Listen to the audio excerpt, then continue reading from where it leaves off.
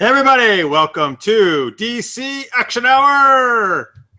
Hey, pow, wow, All right, hey everybody, welcome to the show. My name is Jeff from Super Geeked Up. Thank you so much for joining us.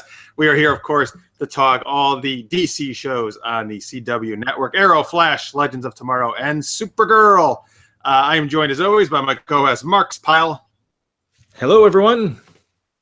Hi, and we have returning once again as special guest co-host Ian Cullen. Evening. Oh, evening. That's very, very polite. Thank you. You can tell he's British. He's so polite. Tally ho, everyone. All right, Ian's from SciFi Pulse, so he's joining us once again. Thank you, sir. We're going to get into all the shows. We actually got some really cool news this week as well to talk. First look at the Black Lightning costume. Batgirl movie, directed by a very, very famous individual we'll talk about in the nerd world anyway. And all right, yeah, so let's get right into it. We like to start, though, with our super tweet question, which is just a fun question. We like the theme to one of the shows. So Mark's themed this one to the Flash's episode this week with Abra Kadabra. So this question is, DC character who has magical powers? Ian, who's your choice? Well, I have to say, I don't really know too many of the DC magic users, other than Constantine and Zatanna. But after having seen Justice League Dark, I've got to say Zatanna, because she kind of comes into her own in that movie, and I really like the way they did her. In nice. So Zatanna's 100% my choice. Zatanna's awesome. She's, I mean, besides being super sexy, obviously, I think she's just cool. And the fact is that she says everything in reverse, which is, I don't know, for some reason, I just think that's always been a cool concept that she has to say all her magic spells in reverse to get them to work.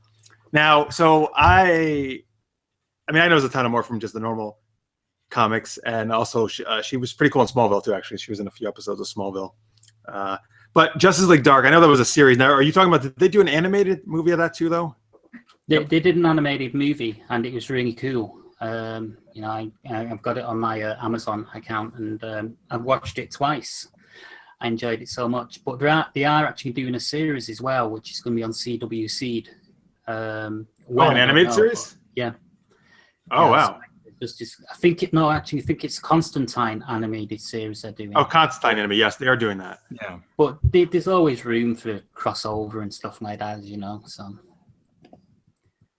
the animated movie, because I mean the Dark one was kind of all more like the magic-based people, right? In DC, is that kind of what it was? Yeah, but they kind of used Batman to introduce the concept in the film, sort of thing. So it's kind of like Batman, Zatanna, and Constantine, and oh god, I forget the guy, Etrigan, the the demon Etrigan. So I remember reading about him from he was also in the Justice League series from the early 2000s. But I think Paul Cornell did a run on Etrigan with some of the other characters, such as Vandal Savage and stuff like that. I can't remember what it was called, but it was, I think it was Eternal Warriors or something like that. Okay, cool. If you're watching live, folks, please, you can comment in the live chat. You can tweet us at Super Geeked Up. We always love hearing your comments. We got a couple of tweets about this question already earlier this week. Johnson, he had said Zatanna was absolutely his choice. He mentioned the Smallville version of her as well. Kristen at Anacat had said Constantine. She's a huge fan of it. She was a huge fan of the show. I know she was bummed that me too. It got canceled. It was cool. I thought. What was it, last year, Marks? I think, or in the end, that they brought Constantine into an episode of Arrow, right? Yep. Yeah. Same actor. Yep, same actor. Yeah, no, that was cool, actually. I thought that was really cool that they did that. Yeah, the same actor. It's Kerry Johnson, by the way. The same actor voices him in the Justice League Dark movie, and he's also going to be voicing him in the CW Seed series as well. So nice. Hey, I just got a tweet right now from Eros Orocho at Hunter's Realm. He says, going with Shazam, Black Adam, and Zatanna. Oh yeah, how can we forget about Shazam and that whole Captain Marvel family? Oh, it's true. Yeah. Don't think about that, but that's the whole thing, right? It comes from magic, I guess. Their powers, right? He's a magic Superman, basically. Yeah. All right. Mark, who's your choice? Well, Zatanna is a great choice, and Constantine would be great. Also, especially, I would think maybe they can make him in Legends, but they probably make him dumb, so I don't know if I like that. But I would like to see him return. Otherwise, just to try to be different, I picked out Dr. Fate. Yes. You know what? In the live chat, he said two things. First, he said Zatanna, her legs look great in fishnet stockings. I will agree with that. He also says Dr. Fate. I'm glad you said that, Mark. Dude, I can't believe I forgot that. I absolutely love Dr. Fate. And I know it, well, probably because I was so distracted by Zatanna's legs and the fishnet stockings is why she was on my mind. But, I've always loved Dr. Fate. He's so fucking cool. He's great. Yeah, I'm glad you mentioned Dr. Fate. Maybe awesome. Julian will become Dr. Fate. He gets that. He's the no. Right? Stop, don't ruin the fucking character with that little weaselly piece of shit. Just kidding. Yeah. But I can see that happening now you mentioned it. God damn it. I think they did Dr. Fate pretty well in Smallville. They did him pretty well in Smallville, didn't they? When they did that whole JSA thing. He was a kind of a weird version in Smallville, I felt. I liked him in the Justice League animated series. I think they did well there with him. He was cool there. I always liked him in the comic books and Justice League. Yeah, comic books, he's cool, man. Like, he's just a cool character. At least the mask is so awesome, I think. I don't know. I just think, like, and the whole ancient Egyptian thing. It's so good. Great choice. Oh, yeah. Be great. All right, cool. Any other feedback on the super tweet? I think that's it so far, I think. All right, cool. You can keep tweeting, folks, or put in the chat. We can always share them later in the show.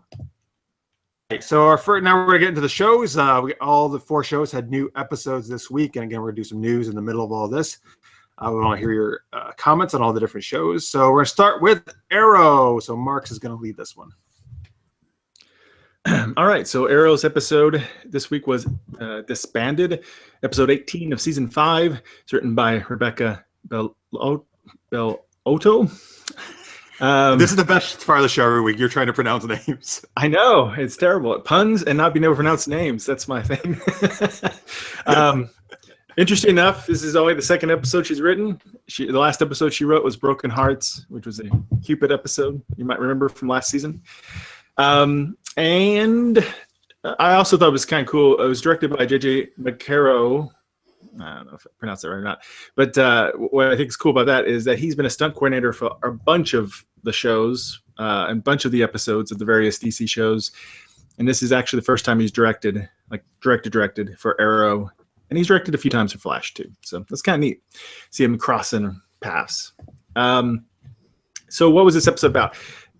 Seemingly broken by Adrian Chase's, torture fun. Oliver disbands Team Arrow and makes a deal with the Bratva to assassinate Chase.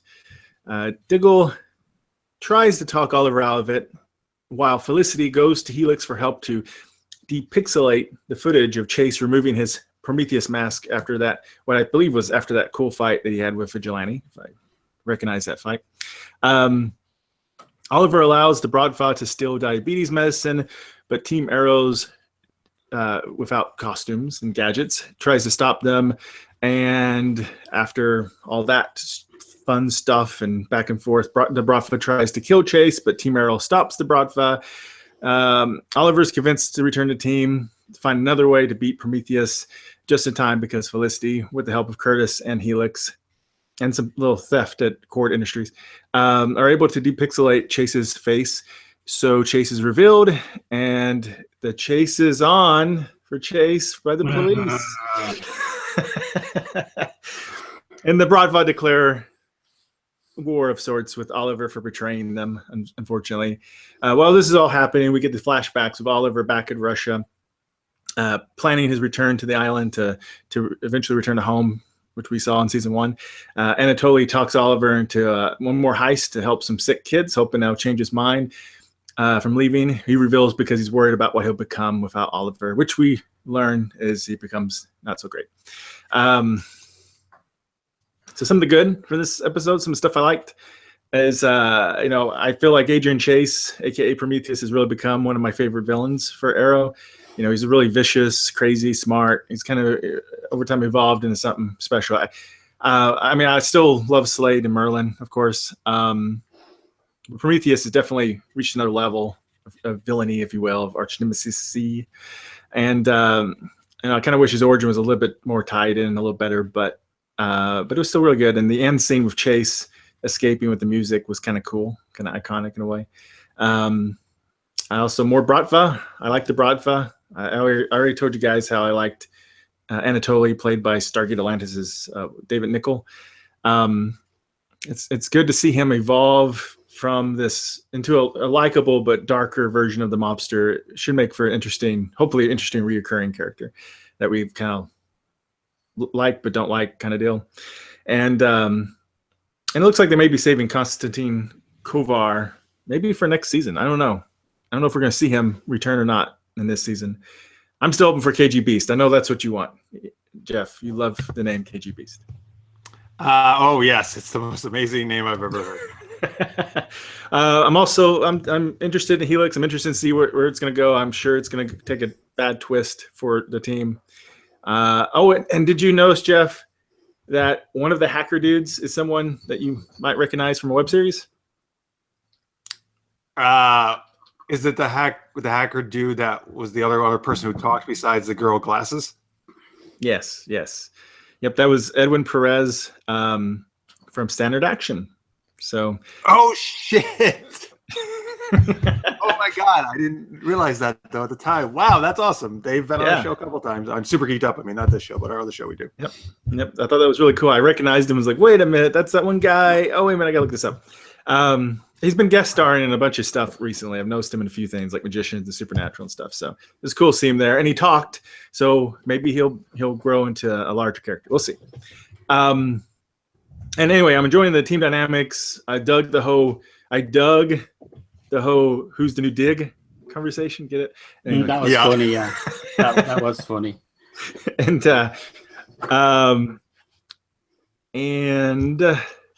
oh man, what are you doing? My notes just went over. We're listening to you. Okay. That's what we're doing. What are you doing?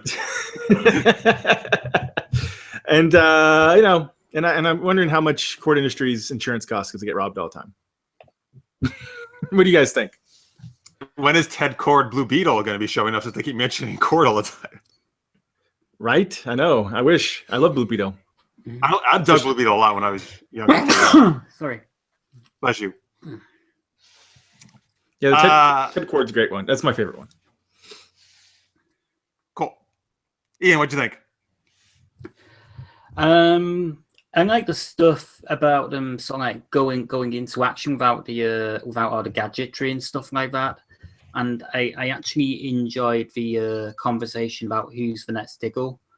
But as to the Bradford stuff and the whole only the self-loathing stuff and I like killing and stuff like that, I just not my thing. It's not what I signed up for. Did you sign up at all? Did you sign up for the vigilante team? I signed up for the vigilante thing, but I signed up for something that was a bit more fun. It's kind of gone a little bit too dark over the last couple of episodes for me, really. Well, I know we talked on YouTube comments actually about that, and I know. So last week I was in the minority in saying that I really did not like at all how dark it gotten, but then I really did like this episode a lot because I said last week I hope they really bring him out of this real fast, and they did. So I was very happy that this episode that they already pretty much had got him back on track and getting out of this funk about how he's a terrible person and he hates himself. So I was really happy with this episode because I thought they might make that a longer thing, and they did it pretty quickly. So that was great.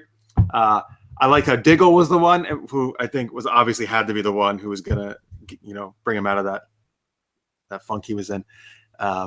I kind of kept waiting all episode for Diggle to reference like, "Hey, you saved me last year when this was happening to me."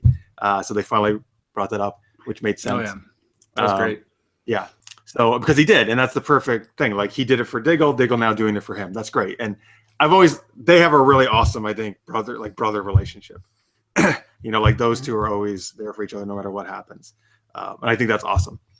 And so I like this episode a lot actually because I think it was cool. I like how and then how he was now at odds with Anatoly. Actually, that was some really good tension because they obviously had been friends for a long time. Anatoly's blaming him for leaving, so he becomes the bad guy sort of thing. Yeah. Anatoly really, when you think about what he's doing, man, he's really doing some scummy shit. like he's not a nice guy. No, I mean he's not. Yeah, he's become darker, trying to be the leader. So yeah, I like that though. How they made the whole thing about like saying he needed Oliver kind of to keep him more on the straight and narrow, right? So without him, that's the way he went. And maybe I don't know. Maybe in a way, Oliver needed Anatoly somewhat too. So maybe they both kind of lost some of their way when they left. Party. Yeah. That's good stuff. I really like how his whole team, like Dinah and what Wild Dog? What's his name? Is that his name? Renee. Wild Dog. Renee. It is Wild Dog. Renee. I forgot his full first name. Yeah. I like how they were, they were all behind Oliver though. Like, they were like, "We're here for you. We're going to do what you need." That was cool to see. Yeah. And Curtis put his balls to good use this week as well. So he did. Yeah. Balls to very good use. I actually really like how Curtis snuck into the hackers and he was like, "Hi, hack the hackers." He's like, that was funny. Yeah. Because I find those Helix guys are kind of very arrogant and like, "Oh, we're so fucking good," and government stupid. So, and you're right. It's totally going to be a total disaster, blow up in their face, and they're going to have to go against Helix sometime in the future. For sure. I don't know who's pulling the strings, and maybe some of them who know what they're doing, but they're definitely going to turn bad or something's going to happen. Well, who knows? Maybe they already have, because they song like pretty much said to Felicity, we know about the Arrow, the Arrow headquarters and all of that shit, sort of thing. So they're probably going to use that at some point as a blackmail fodder. Could be, and they could also be some subgroup, whether they know it or not, of Hive or somebody else. I'm pretty sure Hive was more than just Dark. Damien Dark. So we got a live comment coming in right here that's in relation to what we're talking about. Kerry Johnson says, "Just got here. Have you all talked about how everyone knows Ollie and Team Secret? Alex knows all of them. It's got to be time for Ollie to reveal himself soon, right?" Could be. Maybe they'll try to blackmail him. Could, yeah. And that's the guy you mentioned earlier. That was his one line, basically, right? Like, "Oh, I figured that out in 4 seconds, in 8 seconds." About the identities of Curtis and Felicity. Oh, yeah. That's right. Yeah. Yeah, it'd probably take Captain Cold about 8 seconds to say that line. Oh, it would. More like 8 minutes, probably.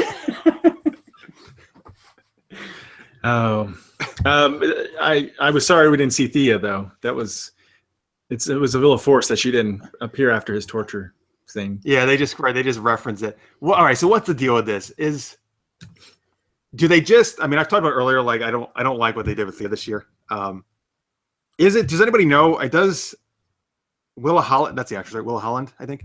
Is she doing something else? Do they just not know what the fuck to do with her this season? Like, why isn't she in it? Like, they obviously deliberately had her leave and out of the script. Yeah, they haven't contracted her for so many episodes this season. I don't know why. I don't know if she's got something else going on or what the logic behind it is. From the interview I saw my friends at Comic-Con, she was like, she really wanted to get back in the suit and start fighting again. Like, I don't know. So it's probably more they just not. I don't know. I guess they weren't sure what to do with her. I don't really know why. I mean, I don't know why she just couldn't be part of the new team still. Like, like as. Yeah, you think so? She's definitely been missed from the team. And so like, they got Artemis is out. Be on the team. She needs to be in there, and then her and Artemis can fight. Be awesome. Oh yeah, you want to see a girl fight, huh? Oh yeah. And they're both archers, so it'd be interesting. I don't know when Artemis learned archery, but she learned quick. Well, from Prometheus. I guess so. Yeah. Yeah, she's a Prometheus sidekick probably. So I'll be curious to see what Prometheus' next move is. I have ideas maybe from like hints they've given in the series, but we'll see.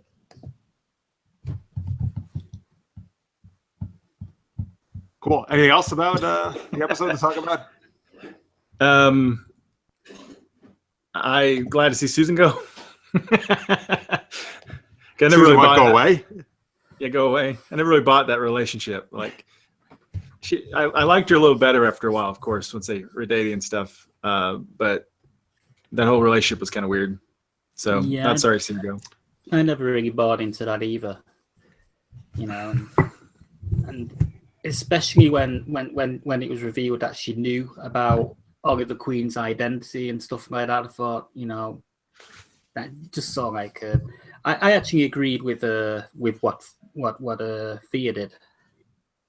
You know, well, I mean, to her credit, she didn't snitch on him. She tried to let him tell her the truth in a relationship. Yeah. You know, I think Ollie should have killed her. What? Jeez, I thought you didn't like the dark elements. I only like the dark. You know, I don't want to do this, but I have to keep my secret. Yeah, you know, wax her across the head repeatedly with Curtis's balls. What? This is taking a weird turn.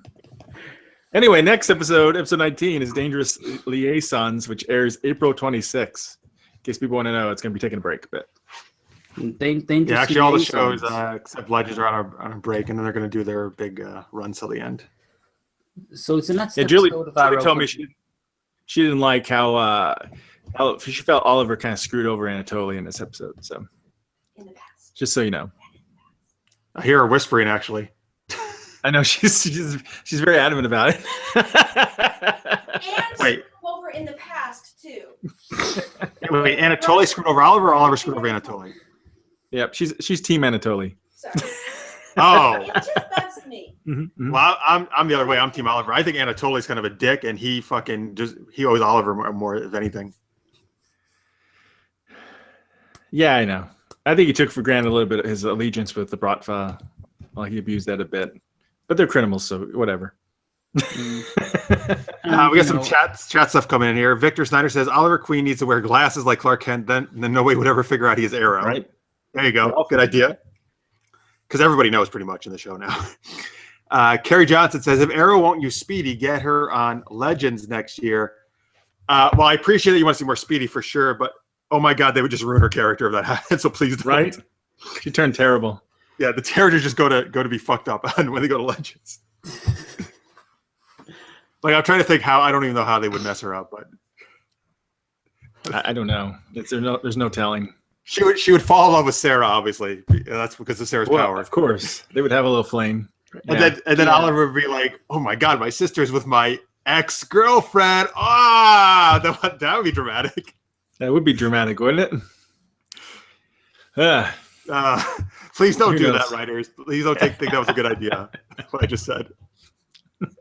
There's someone going, brilliant. I know they are. That's what we've been missing. Yeah, maybe us three should get together and just write the show. We should. Oh, and then of course Sarah and Thea can get married, and Rip can make the wedding cake. Oh, geez, yes. That's a reference to what we're going to talk about later, folks, in the episode. And then you know the Rip wedding cakes will become Ripcord Industries. All right, come on. What are you freaking doing the puns now with Marks? Hey, that was a good pun. He's my pun sidekick. Oh boy, I'm I don't puntastic. need that at all. All right, so we gotta rate arrows, right? So folks, what we do is a 5-star scale, but we do for Arrow we do 5 out of 5 boxing glove arrows. Like I said, I like this episode a lot. It kind of really redeemed last week's episode for me, which was rough for me to watch. I am going to give this 4.5 boxing glove arrows. I thought it was very good. Marks? Me too. 4.5 boxing glove arrows. One of their best episodes this season. Yeah. I'll probably give it a 3.5. All right. Okay. That's cool. There you go, Not folks. quite a 4. Not quite a 4. Right. All right. So now we're going to move on to Legends of Tomorrow. Ian, what happened on this week's episode? Well, absolutely nothing happened this week. It was amazing. I'm joking. Oh, actually, this week the episode was called Doomworld, and in the episode, the Legion of Doom has used the Spear of Destiny to rewrite history And they've rewritten history in such a way that it's all in their favor, and they've kind of wiped the memories of the entire Legends team. The episode was the episode was written by if I can find it. Joe, Damn it! It's your favorite name. Our favorite name to pronounce. I've got it now. It's coming up now. The episode was written by Ray Utanachet. Yeah, good. Utanachet. God, shit, that's difficult to say. And Sarah Hernandez. It was kind of like a joint co-writing them. There's some good stuff in this, and not so good stuff. It was really good, but they kind of ruined it at the end, I think. Yep. But you know, I kind of I didn't enjoy the opening bit with Felicity. That seemed to be kind of wasteful because there wasn't really enough of it to get you invested in Felicity being a vigilante sort of thing. It was kind of like you know, bang bang, she was doing a few action beats and she was dead, and you know, and I didn't like that at all. Let me just comment on that one real fast. That part, I actually dug that part. It was cool to see Felicity in a costume like that, you know, doing.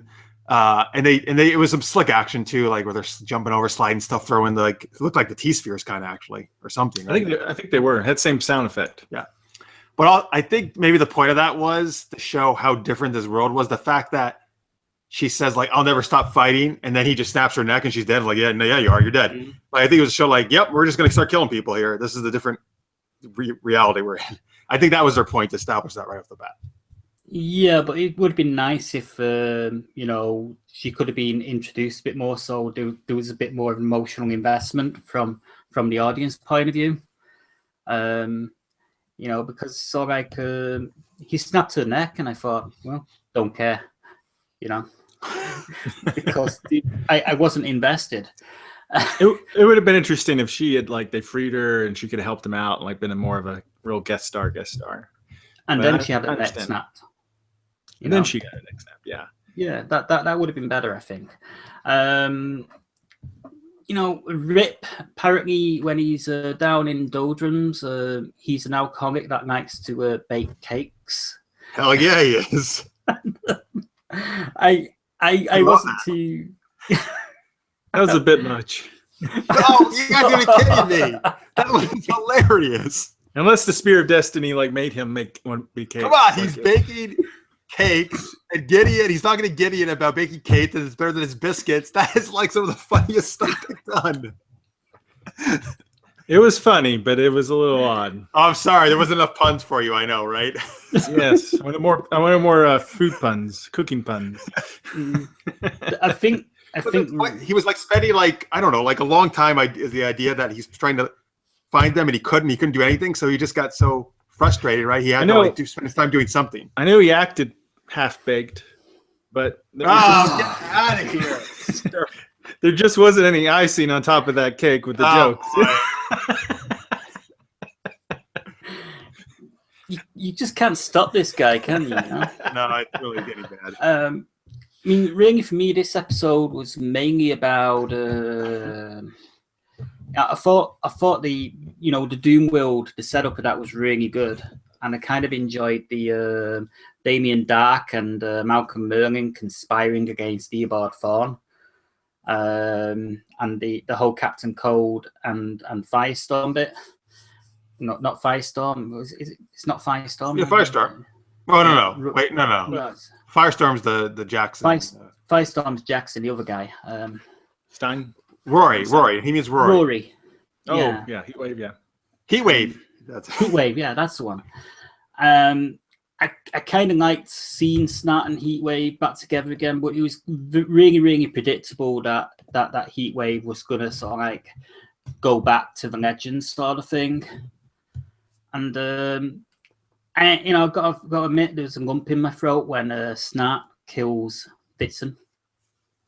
Yeah, that's rough. It was real rough. that was rough because of really liked the sort of dynamic between Vixen and Heatwave throughout. How she's been trying to sort of like tap into his less villainous side, if you will. She's been trying to help him sort of redeem himself, I guess. And now that he doesn't have that, you kind of don't know where his character's going to go. And now that he doesn't have Vixen on side, the rest of the team's not going to trust him. So it's going to sort of mess up the whole dynamic again. Yeah, I don't like how they treat him. I mean, I understand to a point, but they need to start trusting him a little more. Just push him into doing what it's like a self-fulfilled prophecy. They just push him into turning on him. In the chat, in the chat, Kerry Johnson says, "Is Reverse Flash in charge if Damian has his magic, which he does in this world?" Well, I think it was kind of like each of them almost kind of carved out their own little world for them, the area for them to run right in this world. The villains, it seemed like.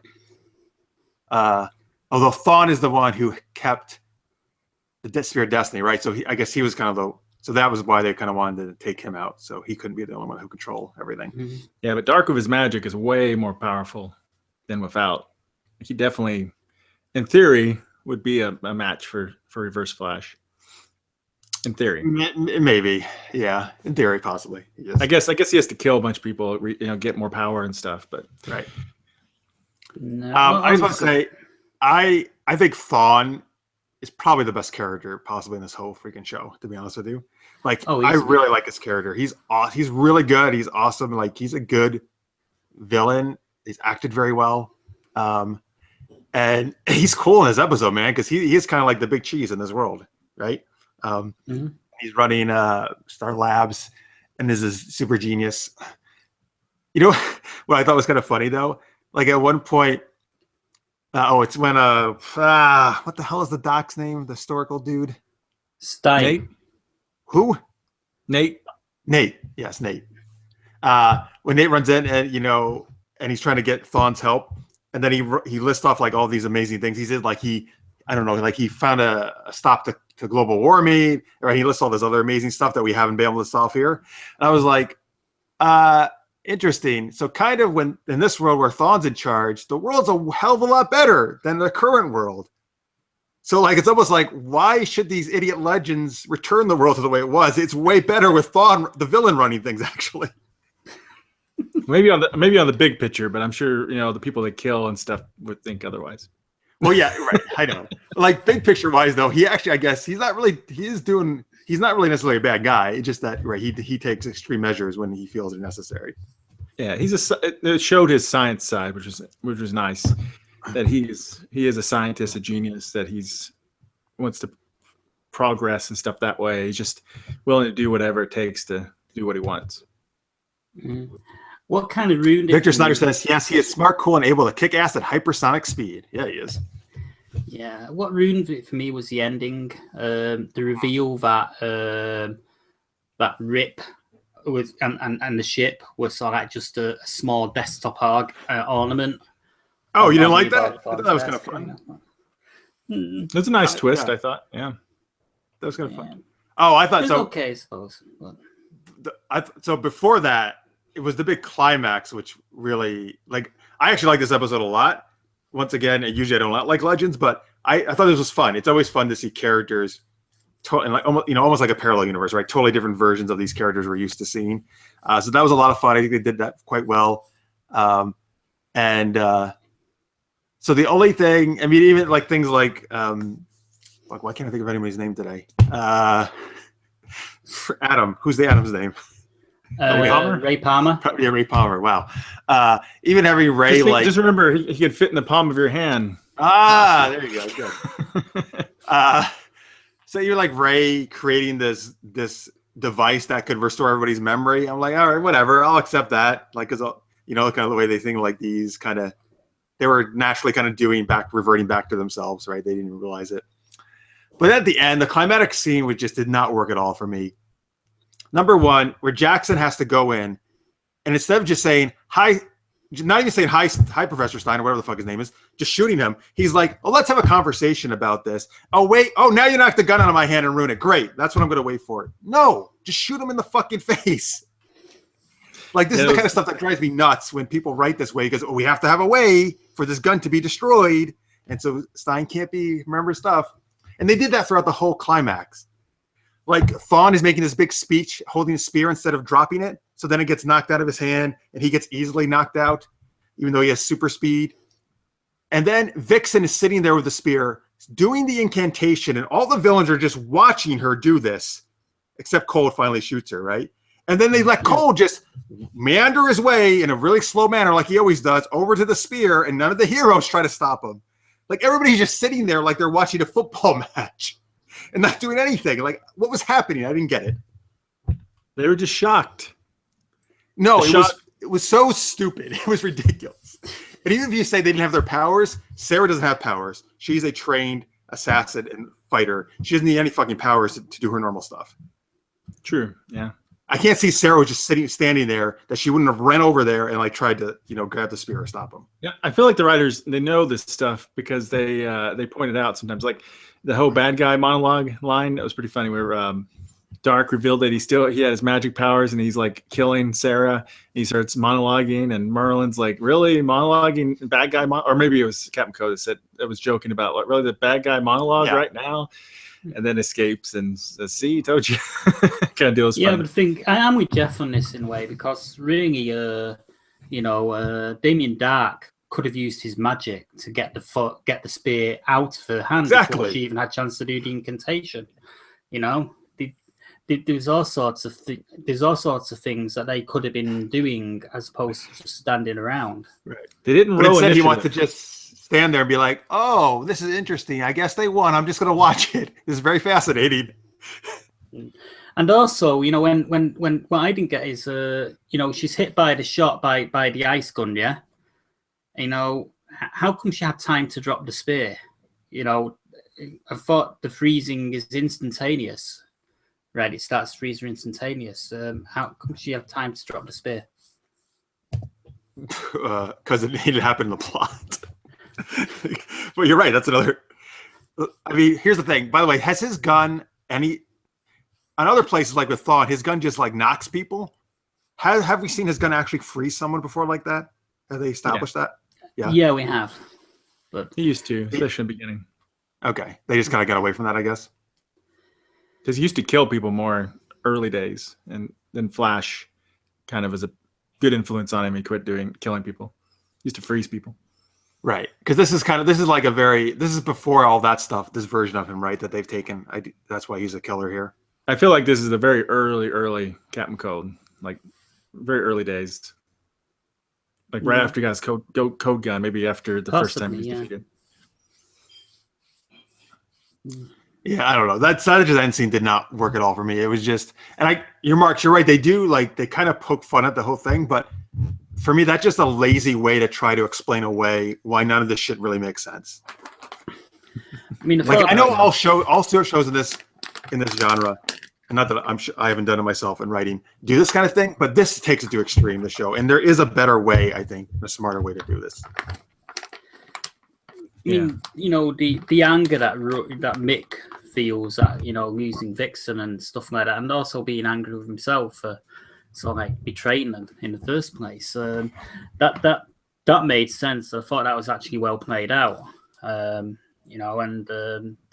He's the one character in the whole thing that's being consistent throughout for me.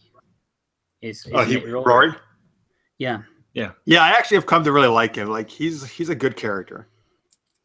Yeah, I think he's the producer's favorite, one of their favorites. They said that, right? Yeah.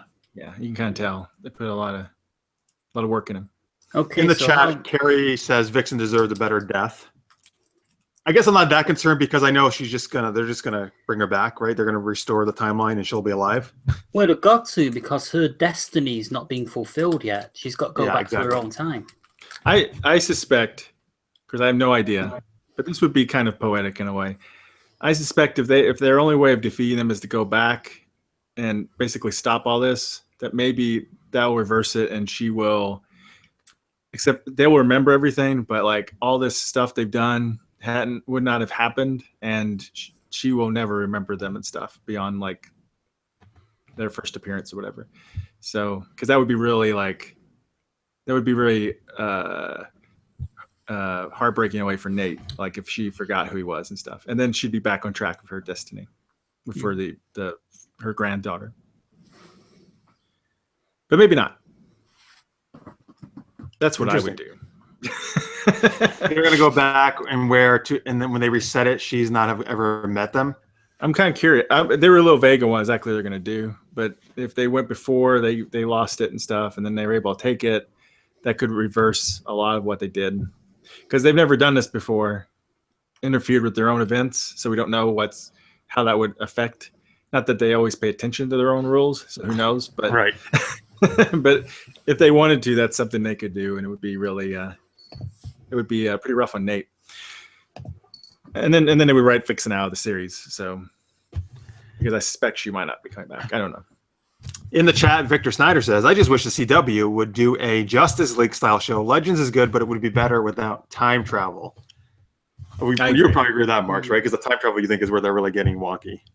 Oh yeah. Well, after the end of season 1 and beginning of season 2, I still liked it and everything, but I told everybody who listened, they need to quit doing time travel because they don't know how to do it, and because they really did not address that whole thing very well. It's kind of like they're going to the Doctor Who playbook of time travel and sort of making up as they're going on. I guess. Yeah. But I don't think they even pay attention to their own rules after they make it up. That's the problem. No, it is a problem. I agree. They should stop. But the thing is, the whole show is based. That's the conceit, the concept, right? Is time travel. So I don't think they're going to stop doing that at all. Oh no, I agree. It'd be good. After I said that, then I find out. I don't remember exactly how long it was after, but then I heard about Legends of Tomorrow, and then I found out it was time travel, and that was. Oh, you were talking about the Flash when you said the time, right? That's because before Legends of Tomorrow had happened. It was after Flash. Right. I would love what Victor said though. Justice League show, I think, or Justice Society show, even I think they've done really cool stuff with the Justice Society. That would be awesome. I would totally watch that. I'd actually love a Justice Society show, but I'd love it better if they did it as a period thing. Yeah, they should do it back in the 40s, right, or something. Is that when they? Yeah, that would be great. They did such a good job. The actors were great who portrayed. I thought those characters. That seems like a no-brainer to me. Just do a Justice Society show in that time period. No fucking time travel at all. No other freaking characters from the current universe going back in time. Just characters from that time period. Just pure, unadulterated pulp. Poop? Pulp. Pulp. Pulp. Pulp. P-U-L-P. Yeah, pulp. Pulp. They say the Pope, like the Pope at the Vatican. What does he have to do with it? Adulterated Pope action. Poop action. Actually, have I checked the cat's litter tray yet? I mentioned before, I just want to see Teen Titans. So, or Birds of Prey. That's the teams that I would. I would love to see Justice League. I want Birds of Prey. Yeah. I would love to see Justice League, but I don't think it's going to happen anytime soon. But with the movies and stuff. And JSA would be cool. They could do JSA. You that those producers, if they were talking about, some higher up would go and look at Agent Carter of S.H.I.E.L.D. and be like, see, that didn't work out, so we can't do it. A time period one. Yeah, that could be true. But who knows? Well, this universe keeps going and they have so many shows, there's going to be who knows what we'll see over the years. Wow, so Carrie and you must be on the same wavelength today, because he as soon as you say something, he's already said it right in the chat at the same time. He says, really? after Agent Carter, I think networks are weary of period shows. Wary. It's funny. We're reading my mind. I think networks have always been a bit weary of period shows, because whenever they do a period show, it gets cancelled maybe after 1 or 2 seasons. It's rough, unless you're BBC. BBC does a great job on period pieces, or PBS or something, yeah. Or BBC on PBS. Right, exactly. All right, so we're gonna rate Legends. Uh-huh. Yeah. Oh, I want to say one thing. One last thing about Legends. Mm-hmm. Why didn't they just release the Black Flash and that could have taken out Zoom, or excuse me, Reverse Flash right there. Well, but Reverse they Flash is didn't the one know who he's has there. him captured, right? Yeah. So Well, you got first two off, I don't know thieves. if all of them even know that he's there. Well, I guess the villains do. But I'm gonna guess that he has some kind of obviously security system, much better than the stupid one on the fucking Vanishing Point, which he didn't have. True. And is that Black Flash Zoom? What happened? Somebody to had Zoom? said that to me. I think it was I think Raisa maybe or Raisa something, said that. Yeah. or she was speculating or something. That Zoom. Yeah. Man, I I wonder just if think that it's- is. I think it's one of the Flash race from the Speed Force. That's supposed to be the thing that's after him, right? For after Thought. If you remember in the second season of Flash, they had the speed race that and they're hunting that Yeah. Yeah. him- This is him- different though. Reverse Flash down. So It's different in the Wraith though. But it's some kind of, I think it's somehow kind of related, right? Still though to that, because it's like after him for violating Speed Force stuff, right? yeah, it's violating Yeah. the timeline in Speed Force and stuff like that. And the impression I gotten, they've never said, but impression I gotten is, if I remember correctly, the Time Wraiths grabbed Zoom, and maybe this is what they turned him into. But I don't know. Possibly. Also, was that the Legion of Doom headquarters throw? Yes. Yeah. In the Star Labs, it looked like the Legion of Doom. I was like, that's cool. I was digging that. That's hilarious. I want a Legion of Doom series. Yes, but if they have like the actual Legion of Doom characters, please, the more traditional ones, not fucking dopes like Damien Dark and I never liked Damien Dark. I'm sorry, it sucks. No, I never did. Well, The actor I like a lot. Neil McDonough I like, but not the. Yeah, he brings a lot of humor to, he delivers the lines really well and stuff. But yeah, the characters never really spoke to me. No, so I'm talking like Lex Luthor, Gorilla Grodd, Black Manta, that kind of shit, Oh yeah, for sure. Cheetah. For sure. And I kind of liked how Nate and Dark almost high-fived that one time when they worked together, or they're in a big fight. It was silly but kind of funny. It was silly, but it was kind of funny. Okay, so all done. Gideons are we giving this? All right, well, yes, we do this out of Gideons. Ian, how many Gideons? I'd say just about a 4. All right, Marks. I think, I think about a 4 is pretty good.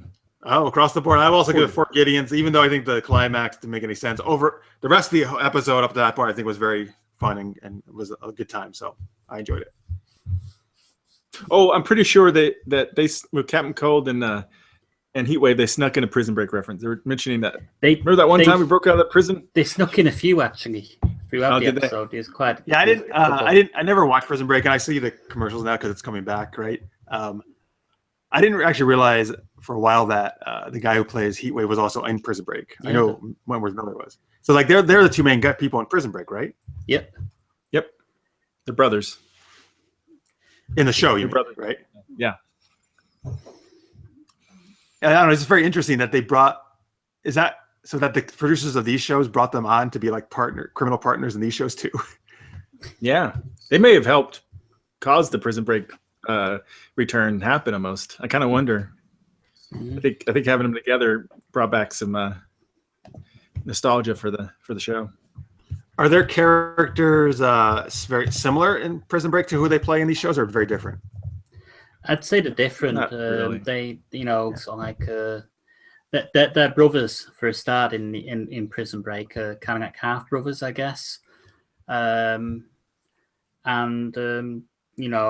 like the guy that plays Heatwave, he's kind of like the older brother, and Wentworth Miller's the younger brother. And in the series, Wentworth Miller gets himself arrested, so he's imprisoned To break out his brother? In order to break his brother out. And he uses an elaborate system in which he's got an entire map of his escape route of the prison tattooed all over his body. Okay. Sort of thing. It's I guess he is very clever, like Captain Cold is in a way, but But he doesn't speak as slowly.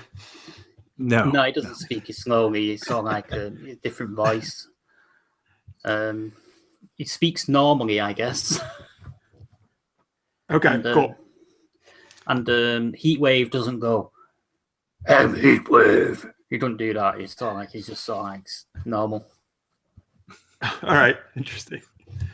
All right, so we're still going to talk about Supergirl and the Flash, but now we're going to do some news. And Mark's got some Black Lightning news to kick off. Yeah, so the filming for the Black Lightning pilot is coming about, and they have revealed his costume. And here it is, folks. There you go. That's his costume. Yeah. Right there. You have the costume right there. Are you going to put it on? There we go. There. Oh, your cat. Your cat. He's going to be dressed like a cat. That's his costume. It's an animal show. So here's the Oh, actual. I just shared it on the screen. Here's the actual costume, folks. All right, there. Yep. Oh. You kind of see down below the superhero version, the comic book version. Yeah, Pretty close. I think it looks really fucking awesome. Actually, It does look pretty good. I like the shades. those are cool. Yeah. They're like those mirrored shades you had in the 80s, I showed this to Julie, and Julie's a fan of Heart of Dixie, which is was one of the lead actors for. And she's like, "Wow, with those goggles, I couldn't recognize them." I go, "Great, good mask. See, it's a good superhero mask then." Yeah. Yeah, I'm just really curious if it's going to be which Earth it's going to be on, and if they're going to connect or not. I'm really kind of nervous about that element of it. I mean, I should say nervous, not the right word, but they're going to be filming in Atlanta, and I'm assuming if the pilot gets picked up, then that's where they're going to film. I'm assuming. So that makes it really interesting because all the other shows are in Vancouver. So I don't know what that means. Yeah, that's very surprising. Really surprising to me what they're not shooting in Vancouver. I mean, I guess you're right. If they are gonna shoot it in Atlanta, I guess it would probably not. They would probably would likely be put on a different Earth then, right? Because they wouldn't want to hardly ever do any crossovers because it would be. Maybe. I think it'd be really weird to make it not one of the Earths, though. I mean, just. Well, but maybe what I'm saying is not Earth 1 necessarily, where the majority of them are. At least. Well, Arrow and Flash are, and even most of the Legend characters, I think almost all of them come from Earth 1 as well, right? Mm. Yeah. Yeah. Supergirl's the oddball. Yeah. Yep. I mean, maybe it'll be Supergirl world. I don't know.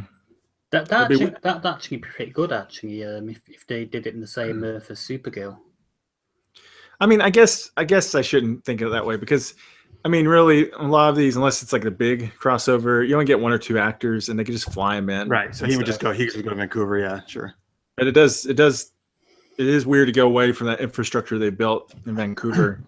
It's a little riskier for them, but maybe it'll work. I don't know. Does Walking Dead shoot in Atlanta? Is that the one that shoots there? Yeah. Hey, maybe he can guess The Walking Dead. Like fry some zombies up with my lightning batters. Yep. After the zombie apocalypse, Black Lightning returns to being a superhero. Yeah. Time to fry us some zombies.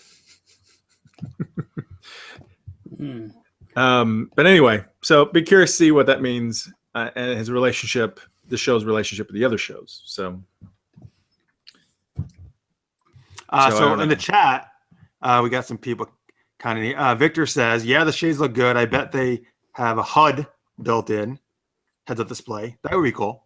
And hope it's on Earth Prime," is what he says. Kerry John says, "Look really techie, but I dig." He also says, "Word is that it's in different universe and no crossover." Interesting. No, it's a shame. I think that'll make it really hard for the show to survive potentially. Well, I mean, here's the thing, though. I mean, the crossovers are fun, right? We all kind of love those, but that's and again, actually, the big 4-part this year I thought was not very good. That's not what makes the show successful, right? I don't watch because the crossovers. The musical one I love. I mean, those are fun things, but it's almost more like a gimmick, right? To kind of rather than it's not. I mean, Arrow obviously was the only show on when it first debuted. Actually, for 2 seasons, right? Yeah, because Flash didn't come on until its 3rd season, and actually it was the best. It's doing its best ever. Is the first 2 seasons. Mm-hmm. I mean, I think it can certainly be okay without crossovers. Yeah, maybe we'll see. Part of what you're saying, though, too, you're like, nope, I refuse to believe it without a crossover to be successful. I mean, it could be successful if it's a strong vision and stuff. It's going to be a more of an uphill challenge for them. I mean, think. most shows, though, obviously on TV do not have crossovers, right? Like you think because think of it this way, they are already they're in a danger point of oversaturating their fan base, and now they're going to do another superhero show, but it's going to be the outlier if it's not connected to the other ones. So if you're a fan, you're going to be more likely not to give it a chance because you're like, well, I'm already watching other shows, it's not connected, blah blah blah. I just hate to see that maybe happen to it. Nah. Valid point. I mean, I don't think fans think like that, to be honest. I mean, I'll probably give it a shot. I'll give it a go.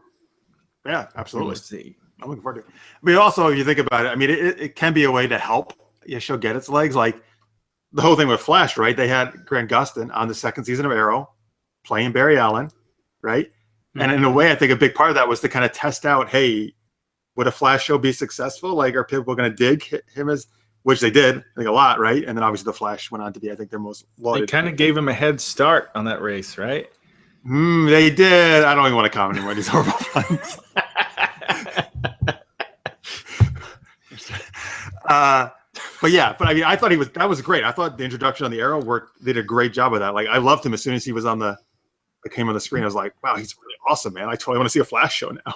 And I guarantee you, if Legends of Tomorrow hadn't been, characters we saw on the other shows, it would have had a hard time in ratings. Yeah, I want a bloody Green Lantern series. I want to do Green Lantern so they can do the Green Lantern and Arrow crossover. Like in the comics. I don't care. Well, Legends is very expensive too, though. In the chat, Victor says maybe the different locations will give the show another feeling. He also says it's more important for a good plot than a crossover. That I absolutely agree with. Well, I have to say, okay, I haven't seen the show at all, and I have no idea. But I get the feeling since it's a black family, and it sounds like it's gonna be gang related. Who knows? It could be whatever gang. But I'm wondering if they just want a stronger urban feel, like Luke Cage. And in defense, I used to live in Vancouver for a little while, and it's got a lot of different cultures there, but it is not very well represented for African American culture, probably. That might be the challenge of why they decided to go with Atlanta. Atlanta is a good place for that. Mm-hmm. So that might be it. I don't know. I imagine that played a role in it, and that, and of course, tax incentives and stuff. Mm-hmm. Okay, yeah, that makes sense. All right, well, we'll just have to see. I'm looking forward to seeing it, though. Victor also says, I want a Martian Manhunter show. Mm-hmm. That'd be cool. I like Martian Manhunter. Although I don't know about his own show. I mean, I think he's fine on Supergirl. Yeah, he's probably one of the best bits of Supergirl for me. You wouldn't say no? You said... I wouldn't say no too serious. I always liked Martian Manhunter. You wouldn't say no to Martian Manhunter? Wait, no. He's a character that I think is underused a lot. He's one that should be. I loved him in Justice. Yeah, Justice League thing was great in the animated series. Yeah, he's still powerful when you think about stuff. So he's like Superman, but more powerful. Anyways, and green. All right. So in our other news, I'm very excited about this. So folks, Joss Whedon, who most of us in the geek world know from Buffy, the Vampire Slayer first off, and then obviously went on to Who? See this guy. He did a few things that were kind of popular with the fellow geeks. So obviously Firefly and Dollhouse, and the Avengers movies. Those are actually, I think, the Avengers movies is what I think really catapulted him into the limelight for a lot of people who were not already familiar with his work. But hey, guess what? Now, so instead of doing Marvel, he is going to be doing a DC movie, a Batgirl standalone movie. It's set to be written, produced, and directed by him. This is from an article by Anthony Bresnikan from Entertainment Weekly. And he says this is supposed to be the Barbara Gordon version of the character, based on the New 52 version of her from DC Comics, using that as a starting point. So a little bit of a more, serious look at her. and I didn't actually I didn't know I didn't read the New 52 version because I thought the whole stuff was kind of goofy, restarting everything. But I guess in that one, somehow she had recovered from her paralysis that the Joker inflicted, where she was Oracle. I guess they explained that she had. So I guess they didn't wipe that out. They explained somehow she had gained the use of her legs again. Oh, maybe she used Curtis's invention that cured Felicity in one day. Right, I don't know. Of course, right? So anyway, let's. So maybe, I'm a big Joss Whedon fan. Buffy was, one of those shows, obviously that I really loved. Or maybe the servos that she tried to use in the failed Birds of Prey series. And wait, did she? Oh, she was trying to. She did try to start walking in that series. You're right. I forgot about that. Yeah. Right, yeah. Forgot. Anyway, yeah. So I like obviously Joss Whedon a lot. He's done some very cool stuff. With the Avengers, the first one, I thought he actually did a very good job. I mean, it's very hard with that many characters trying to meld them all together. I liked that one. The second one wasn't as good. Overall, it's not super memorable, but the first one is probably one of the better, I think, Marvel movies that have been done. I think the second one wasn't as good because apparently he had a lot of studio interference, and that's why he chose to discontinue doing it.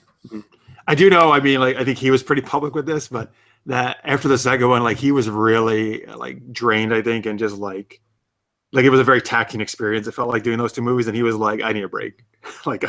No more Avengers movies for me. But it's nice to see him back doing superhero things again now over at DC and Batgirl, and I think that could be a great fit for him. Pick that it's the Barbara Gordon character. I'll be honest with you. Oracle has always been the best version of her. I think it was a great character to have for a community that's not usually represented in this kind of stuff, right? And I think the characters rocked. It was all based on her brains and her smarts, right? And so I would personally still always love to see her as Oracle. But if we're going to do Batgirl, I think Joss Whedon doing a version of Batgirl could be very cool. What do you guys think? Yeah, he's a good choice.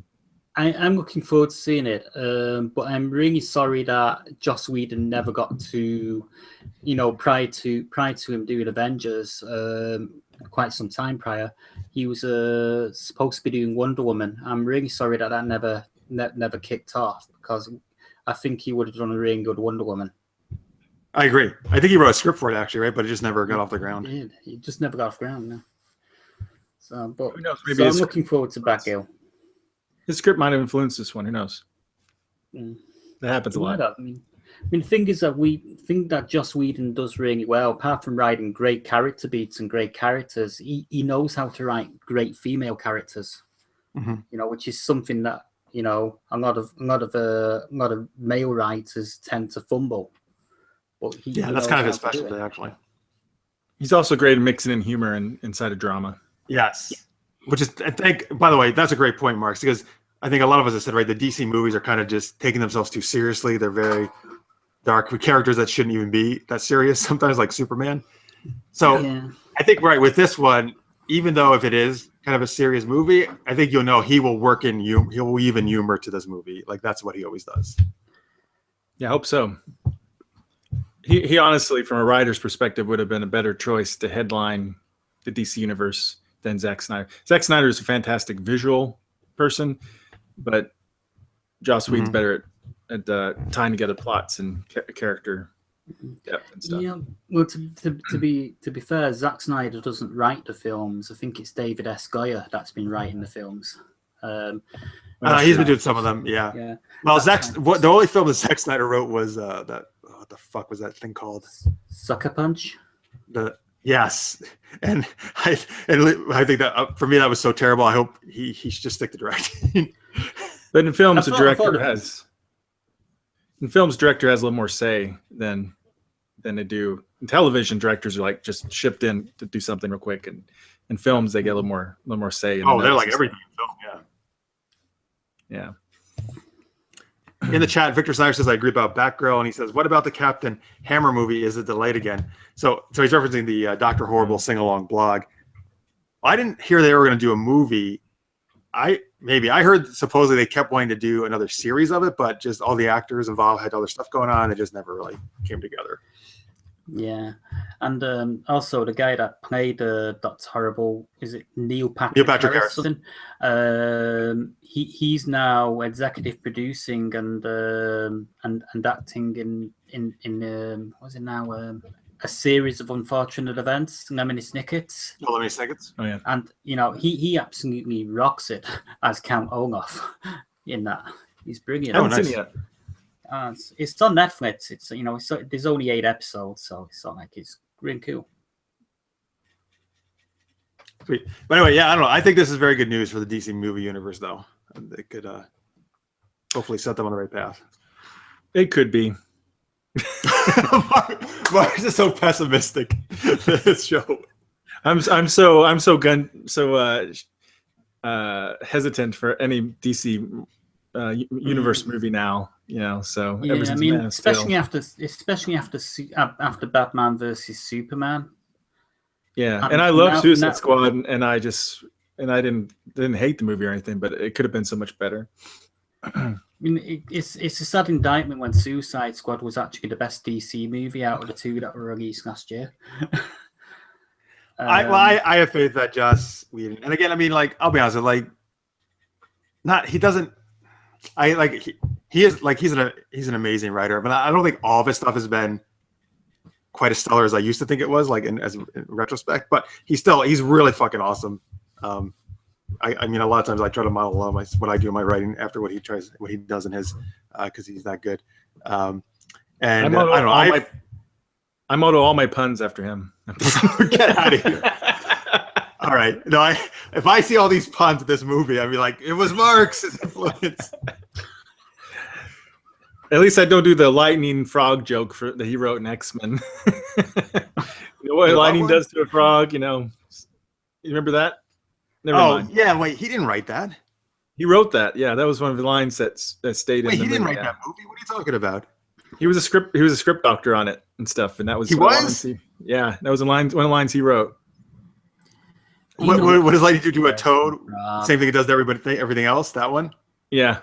Oh, that's not very good. No, because he said something about that, like, "Oh, great, that was in there." Didn't turn out so well. By the way, I have faith though that he can do. Particularly that I think it's definitely better for him that it's not a big team movie, that he can focus on one character. The female-fronted movie, I think that's up his. I don't know. It's probably going to end with Jared Leto's Joker attacking and shooting her or something, because it's so dark. Well, but I'm okay with that because that means she goes to Oracle. That's true. I'm totally fine with that. Like, I have no problem with that. Then you get the Birds of Prey movie. Yes, there we go. And then that's awesome. That rocks. That's a good idea. This is great. And they can't do any worse than the TV series. Although I quite liked elements of the TV series, but yeah, I think Mark's agrees too, right? I like part of the TV series. It had potential for sure. It had a lot of potential, I think. Yeah. Never quite found its way. Yeah. Well, it only had one season though, right? I mean, if it had more time, I think it could have. One season, probably not that big of a budget. Yeah. I'm fully prepared to own up to the fact that I have it on DVD, but there we go. Oh, season, yeah, on DVD. Hell yeah, man. Yeah. In the chat, by the way, Victor had said he loved that frog toad line. Oh, he loved it? Okay. Yeah. How dare we make fun of it, Mark? Never mind. It's perfect. Everything Joss does is perfect. So that's good. It's not perfect, but he's very, very good. He is very good. He's done a lot of awesome shit. And the thing is, I think the thing is with Joss Whedon is he has such a unique voice that it was really hard for people to understand what he was trying to get. Like the original Buffy movie, for example, it just, if he's not directing it and stuff, and once he showed his voice in Buffy the Vampire Slayer, I think people get his humor and stuff that they didn't before. So anyway. Yeah. All right. Yeah, I mean, sorry. Something else? I'm kind of hopeful. I'm hopeful it does well. All right. Cool. All right. Moving on to our 2 more shows to talk about this week. So now we're going to do Supergirl, and then we have The Flash after that.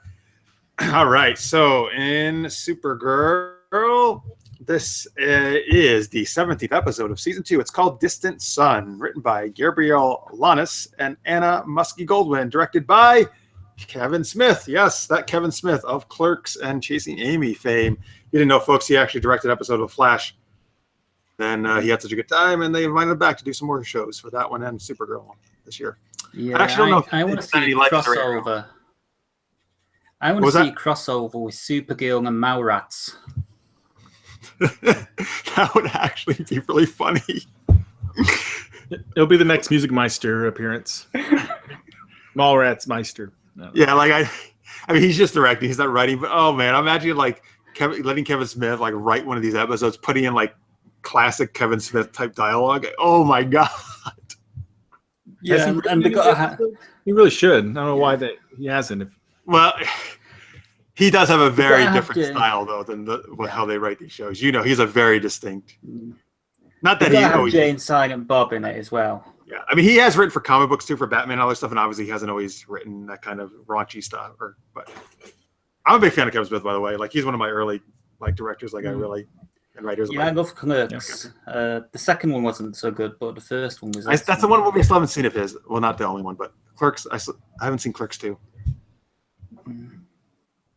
All right, there's gonna be a Mallrats 2 actually, right? I think next year or something, or this year is going. There is, and you know, and that's really funny because Mallrats wasn't really a huge commercial success for him. None of his art, none of his end. All his movies, you can guarantee they made about $30 million. That's what they did when they came out. I don't care. I like them anyway. Well, yeah, no, it's fine. But the thing is, he was doing movies for so cheap then, you know. I mean, generally, like none of his movies cost a lot of money, so they didn't care. They're like, all right, well, whatever, we'll make a little bit of profit. Yeah, he went to my film school. He quit the film school, but he went there. Wait, yeah, he went to Vancouver. Yeah, he went to Vancouver. Yeah, he quit. He didn't graduate, but he did go to that school. Like, well, hey, man, once he had Clerks made, right? He didn't have to. Yeah. He was set. Anyway, all right, sorry. Let me get back to the synopsis for this episode of Supergirl. All right, so the most of this episode is about that. There are bounty hunters after Kara. So one tries to, well, one's actually in Central City. She goes to stop them. Then they find this hologram of her. And then there's so they find out there's a bounty on her for some very large amount of money. And so they have to try to protect. They're worried about protecting Kara and all these alien bounty hunters after her. Mon-El suspects that his parents are the ones who put the bounty on her. So to make him basically, if she's out of the way, the parents, you know, he would go with them and come back to Daxon and forget about staying on Earth because she's the reason he is staying. So he confronts them about that. They deny any knowledge of having been involved with that. He's not sure if they're telling the truth or not. So then they discover, so John uses his mind powers on another alien who has mind control powers, who was one of the bounty hunters. And he finds out that, basically they find out that the mother did put the bounty on her. Kara and Mon-El go to the Fortress of Solitude to meet the mom, to have a nice chat with her, to try to convince her that Mon-El really loves Kara and being on Earth, and to try to convince her to let him stay, which is actually very, very nice what they're trying to do. However, the mom then decides to take out what I'm going to call like kryptonite psi, basically like psi weapons to me, and attacks Kara. And Mon-El jumps in and agrees that she says he will go back to Daxon with her they spare Kara's life and take out the bounty. So he kind of sacrifices his happiness for Kara. And then Kara, though, and the team, DEO, basically travel to the ship to save Mon-El because they're not just going to let him obviously be whisked away by her parents. And so they manage to save. What happens is his dad. His dad actually kind of stops the big fight and says he realizes that Mon-El is happy here on Earth and he won't be happy going with them, so that he should go be with Kara, and lets him go.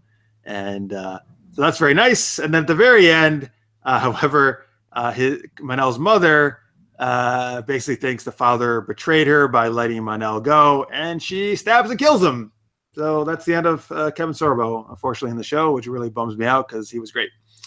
And in the Beast, so that's the main story. In the Beast story, which is with Alex and Maggie. They run into Maggie's ex, Emily, and Alex is trying to kind of help them out, become friends again. And she finds out that Maggie had lied to her about Emily being kind of nasty to her, and that Maggie actually cheated on Emily.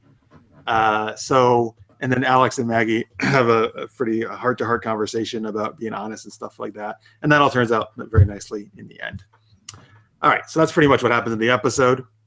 So, again, like pretty much like all the other ones this week, I like this episode quite a bit. I think they did a lot of really good stuff in this. I was cheering when Terry Hatcher stabbed Supergirl with a kryptonite knives. I thought that was so cool. I know you were.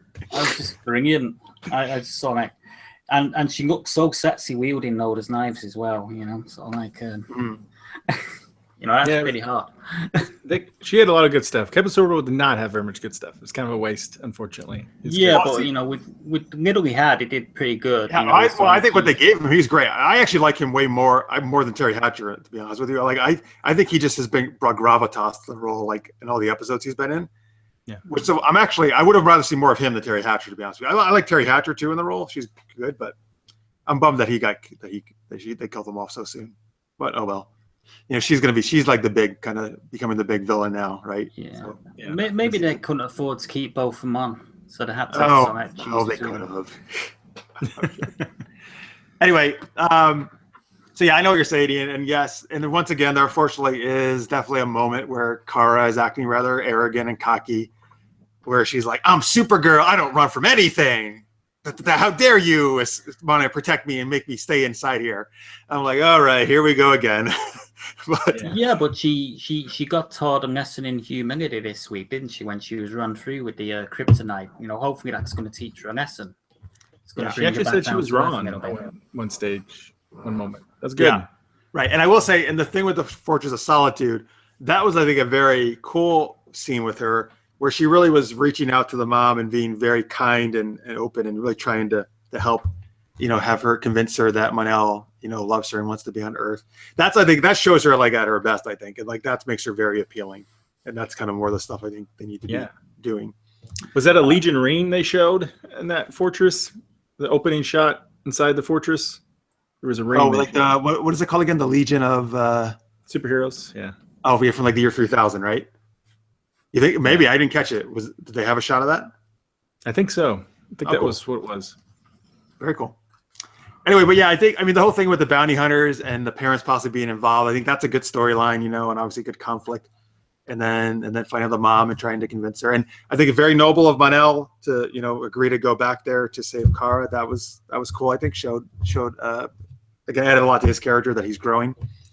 I actually like to be, again, pretty much all the Alex Maggie stuff, I think they really have nailed. Like, I think they're just doing a really good job with that relationship. I think the scene where Alex kind of confronts Maggie about having lied to her, but then she doesn't attacking her. She's actually being very kind and just trying to get her to be like honest and open with her.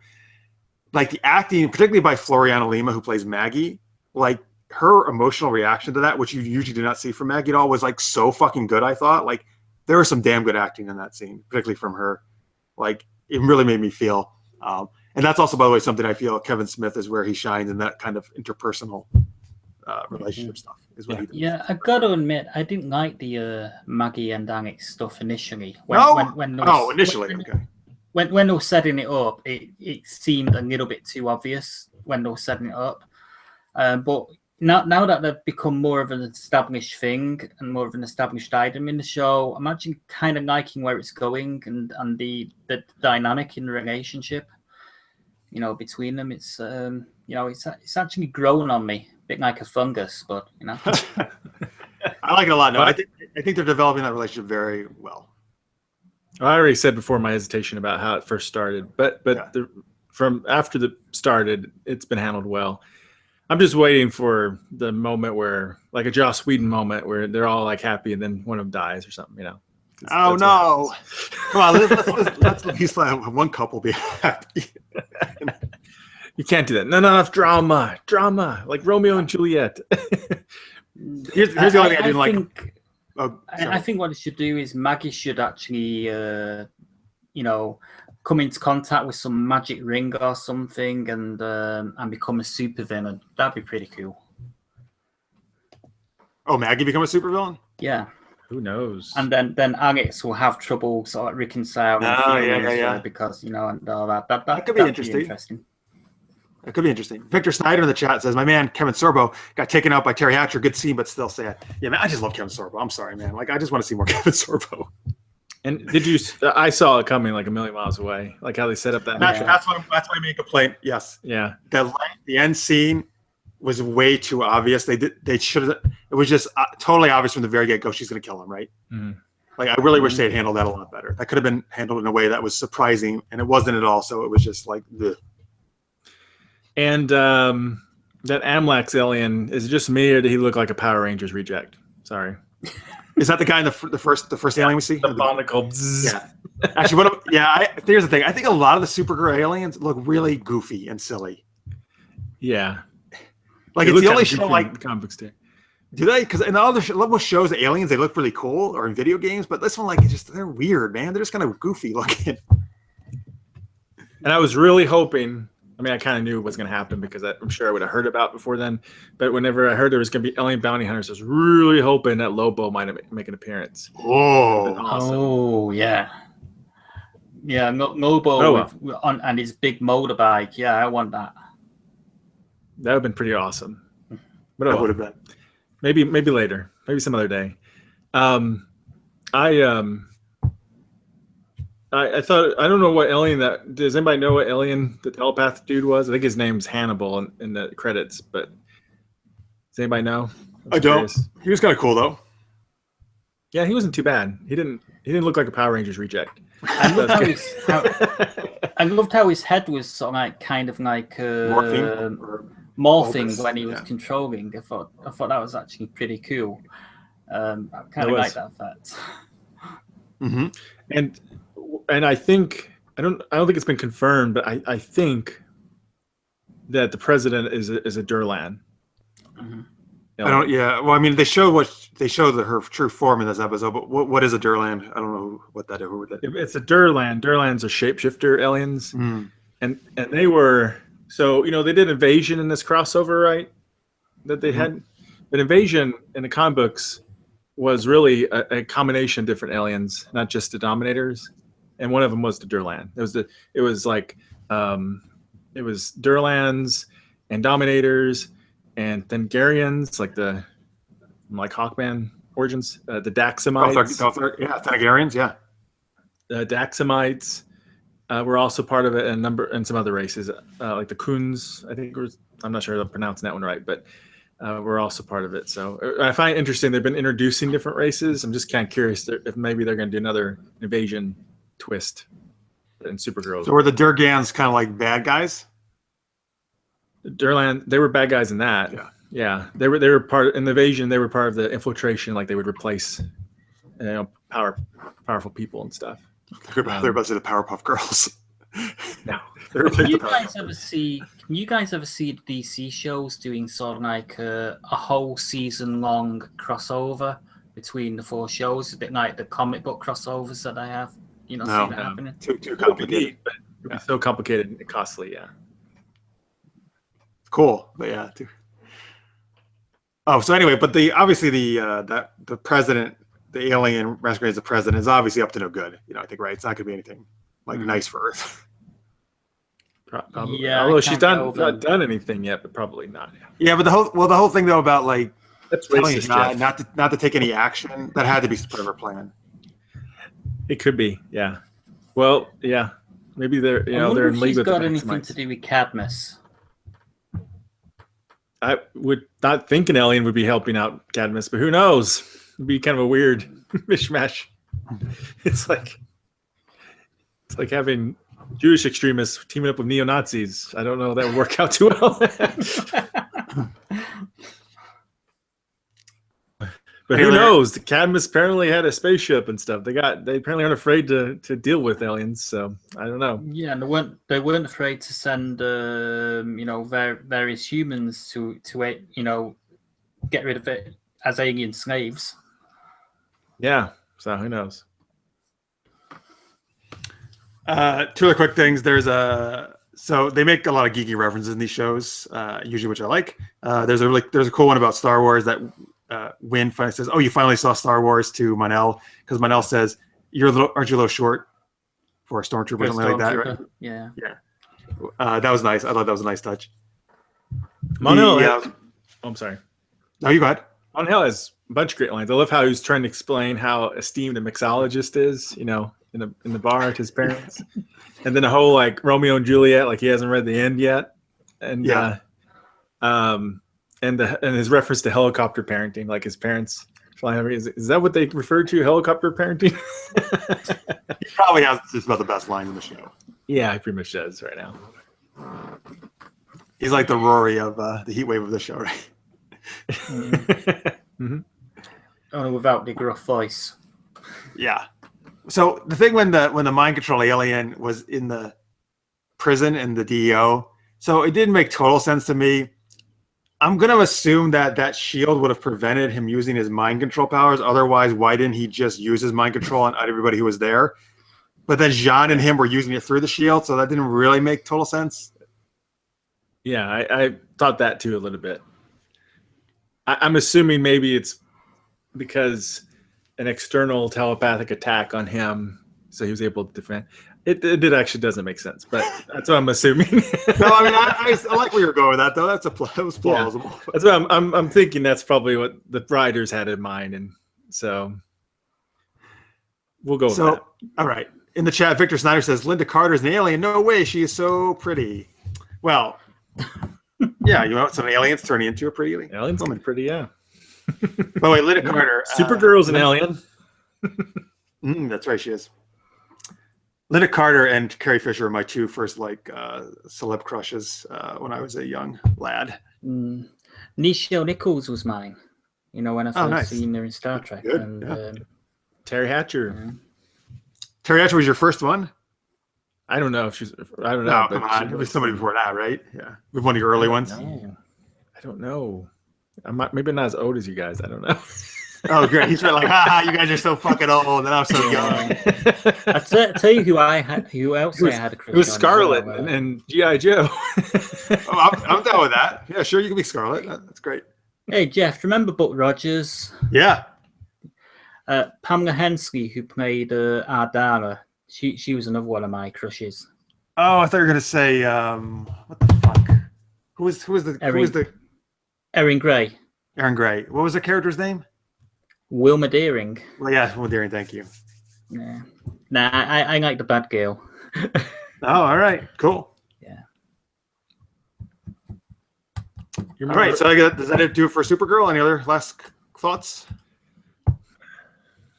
I don't think so. All right, so we do this out of 5 capes. Marks, what are your rating? This is a pretty good one overall. I would say, trying to ignore the Power Rangers reject, I would say it was about 4 capes. All right, Ian. I'd say just about a 4. All right, hey, once again, we're going to agree. I also give it 4 capes. Very solid episode, I felt. Yeah.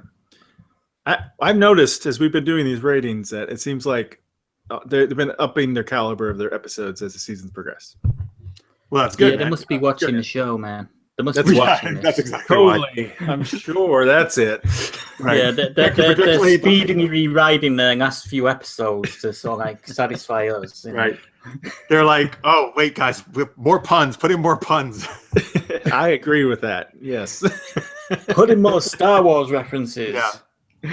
The Legends writers in particular must love us.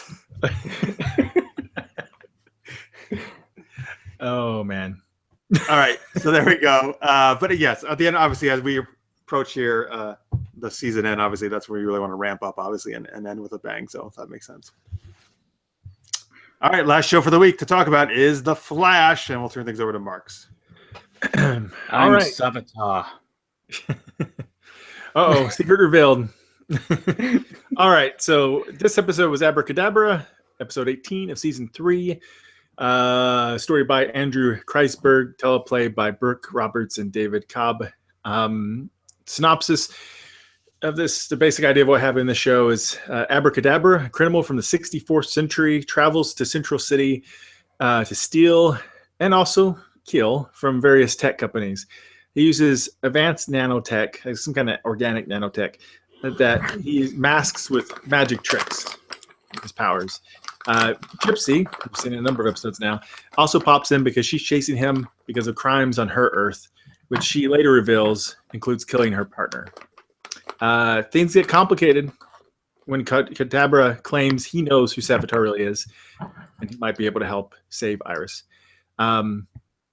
which causes a rift between Cisco and Gypsy. Eventually, after capturing Kadabra, and he escapes because they're trying to get the information, and then they capture him again. The second time, they decide to hand him over to Gypsy. But unfortunately, things do get complicated because in the aftermath of all this, Caitlin is injured extremely bad. Even though they think they had saved her, she ends up hemorrhaging and apparently dying. But they do save her by ripping off that amulet that holds back her powers, and her powers are restored. She turns into Killer Frost, coming back to life, but unfortunately is all evil-y. So that's what we got. So, some of the stuff I liked. I like Abracadabra overall. I think he's a neat villain. Because he's a time traveler and he's apparently fought Flash before. That means we're probably going to see him again, even if he does happen to get executed. And I do like the reference to Arthur C. Clarke's Third Law about technology and magic. It's great to see the whole team kind of cooperating a little bit. The speedsters and the vibesters working together. And Cisco's definitely getting really good at that vibe and stuff, right? I like Gypsy overall. I don't know if you guys necessarily do, but I am sorry to see this rift thing. She's always like counter everything they want for some reason. She's always not going along with the team. But I feel sorry for Cisco because obviously he's heartbroken over Gypsy and all that. I just really feel bad for Cisco, but by the same token, it was kind of obvious that was going to happen at some point because Gypsy's just way out of that guy's league. Jeez. Well, they make a cute couple, I think. They could make a cute couple. I wish, I don't know if you're familiar with Gypsy in the comic books and stuff. She can turn invisible and stuff in the comic books. I think it was a good call, what they've done for powers and that relationship with Cisco and stuff. But kind of wish they had done something where, like, because she could vibrate in such a way she could be invisible or something. It'd be a nice call back to her original powers a little bit. But anyway, it was nice to see Time Vault again. There was little mentions of Stag Industries and Cord Industries. Cord's robbed apparently every week, I guess. I feel really bad for them. That's why you keep the Blue Beetle. He's always out of money for getting robbed. I was sorry not to see HR until a little bit. It's also a little suspicious, maybe. Maybe they're trying to make us suspicious. Red herring. But, huh? Could be it's a red probably herring. a red herring, most likely. But it could also be because he directed the next episode. Maybe he needed a break. Who knows? Who? Tom Cavanaugh did? Yeah, he directs the next episode. Oh, cool. Is that his first time directing it? I don't know if it's first time he's ever directed. First time he's directed for Flash. Yeah. I mean, the show. Yeah, that's what I meant. Yeah. What we're talking about, the next episode's called The Once and Future Flash. It's gonna be April 25th.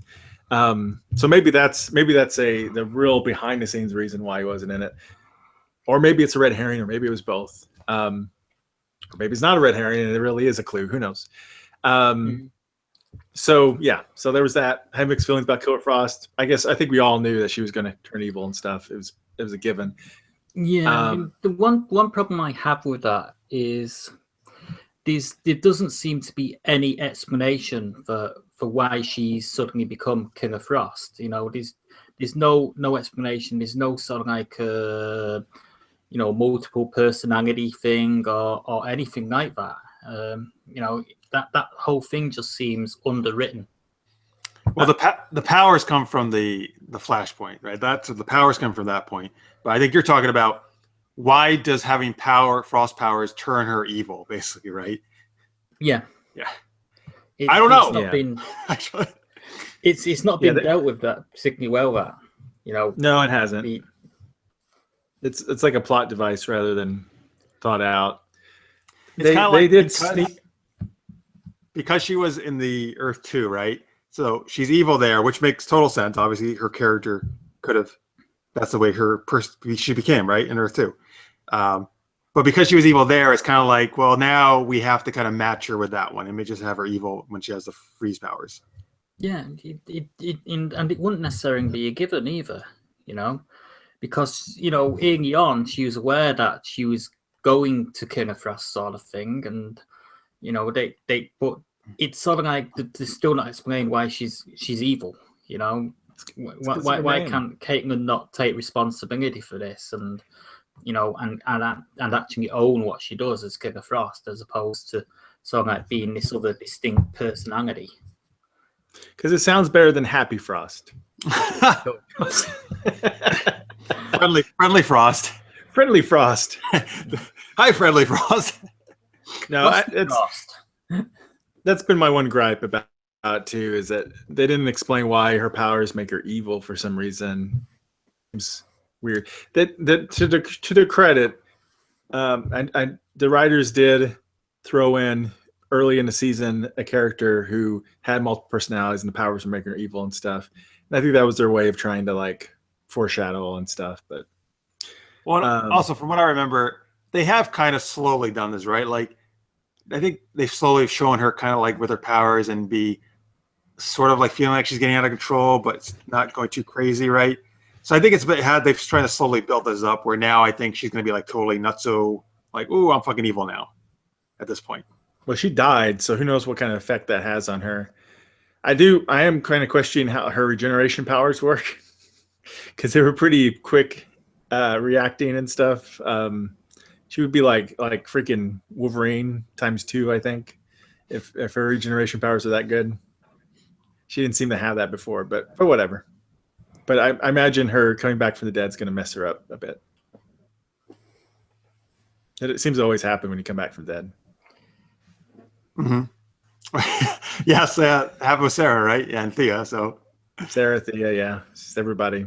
It messes with you. Yeah, but they kind of came back via that pesky old Lazarus pit. Right. Maybe she doesn't have a soul. Maybe Killer Frost comes back through the armpits or something, you know? Oh boy. What did you just say? for the armpits. Maybe that's why she's so evil, because of the stench. Oh, I love how your cat's like right beside you and look at the screen. Dude. Anyway. Have you guys talked about Abra Kadabra yet? I had to step away for a minute. Yeah, I said he was cool. I liked him overall. He was. I thought from the previews he might be kind of goofy, but actually he was like, I actually think one of the best villains they probably had. He was really awesome, man. Like, he was smart and clever and like good lines, and yeah. Oh yeah, I thought he was really well done. I'm sure we're going to see more of him. I hope, probably on Legends, because that'd be great. Oh no. Yeah, You would think he would if he's a time traveler, but whatever. I like the whole thing that he was stealing all this different technology in order to build himself a time machine. I thought that was pretty fun. That was good. It was. I think, you guys might have already talked about this, but almost everything worked for me this episode really well. I thought it was awesome. Like, he was great. The whole plot with it, what he was trying to do. The big dilemma, like the whole thing where the choice with, he could tell them about Savitar, who Savitar is, if they let it, save him from Gypsy and let him go. Like, that's how, it was one of those really hard choices that hero has to make. And there's some great conflict, like with Joe going to free him to save Iris, and then Gypsy, and then never freaking arguing, right, and going at it. I actually think Gypsy's I've liked her the best this episode, just because she was so hardcore in this one, and also that we find out about her history. The first time we actually found out something about her, which then obviously I can have a better connection to her, knowing about why she's doing what she's doing with losing her partner to this guy. It kind of explains why she's so closed off as well, emotionally. Yeah, as a character. That was good though. Like I learned more about her, and I like her more now. And so yeah, all that was good, and it's obviously good with her and Cisco and the attention about what's going to happen there. So yeah, I think this episode rocked. The only thing is, kind of with some of the other shows, at the end scene, So first, like the thing with Caitlyn, like for me, that just got drawn out so fucking long. It was ridiculous. Like I just seemed like it went on forever and ever. And I'm like, guys, you've already just said it. Just rip off the fucking pendant. You said you can save her. Just rip it off. What are you doing? And then finally, like after what an eon seemed to go by, and she was dead, Julian's like, all right, I guess I'll rip it off. Yeah. I don't know why that scene had to go. Like if it was just cut in half, maybe the whole scene or something. I have to say that the actor who plays Cisco, his emotional reaction and stuff was really heart wrenching. Like you could tell like how much upset he was. Nothing wrong with the acting. Yeah, nothing wrong with the acting. It's just I don't know why they drew it out so long. Because they need to fill in that time slot.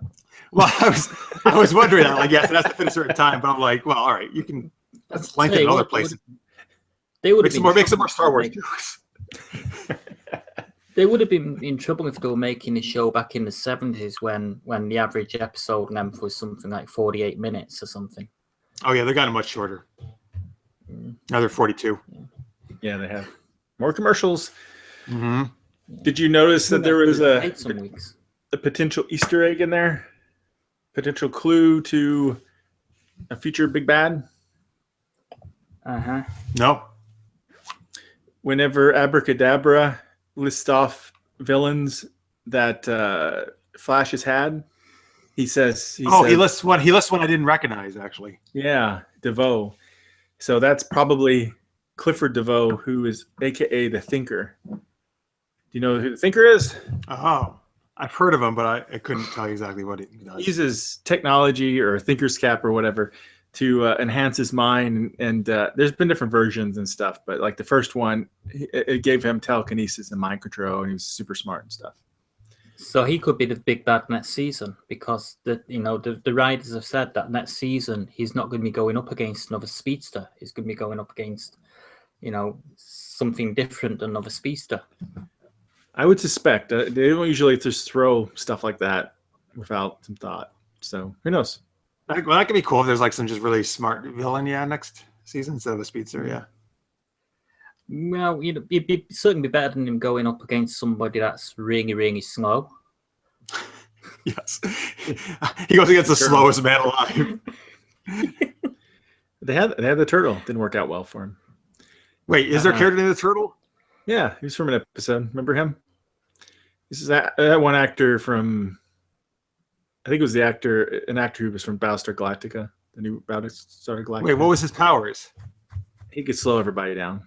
Oh, yeah. It wasn't that he moved slow. It was that he slowed the things around him. Yep. So maybe the Thinker is going to be the big bad next season. Be pretty interesting. He's pretty cool. I mean, think about like if he's smart, and then also he's got mind control and telekinesis are good powers against a speedster, probably. So yeah, and with mind control and telekinesis, he can actually get other people to do his bidding for him. Mm-hmm. Yeah. In the chat, by the way, Victor had asked probably a little earlier when we were talking about Caitlyn. Is Caitlyn evil or just less good? He asked. Well, I guess I don't know. We don't know now. I feel at this point with what happened at the end of the episode where she blasts everybody apart that they're going to make her go pretty bad, right? Mm-hmm. Yeah. And the fact that Neda died didn't help either. I imagine she's going to be bad, at least for an episode. Yeah, right. I mean, she's not going to stay bad. It's just how long. Yeah, probably. So unless she becomes the big villain next season. Imagine that. I don't think. Imagine they did that though. That's actually kind of a bold move. That would be. Yeah. I don't know. Could see. Or she could team up with a Thinker or something. The Thinker also is a big player with the Injustice League, so they could always try Injustice League if they wanted to. The Injustice League. Yeah. Yeah. Well, is that just kind of like another type of Legion of Doom, right? Type thing. Yeah. Better, but yeah. Oh. Okay. I think. I don't know. What are you thinking? Is that a better version than I don't know who's in Doom, so. Nah. I prefer the Legion of Doom. The Legion of Doom's got that awesome headquarters, man. Yeah, They do have and a also, cool it's also a much better name than the Injustice League. Yeah, they're just ripping off the Justice League name and just putting in front of it. The Injustice League sounds like some sort of civil rights organization.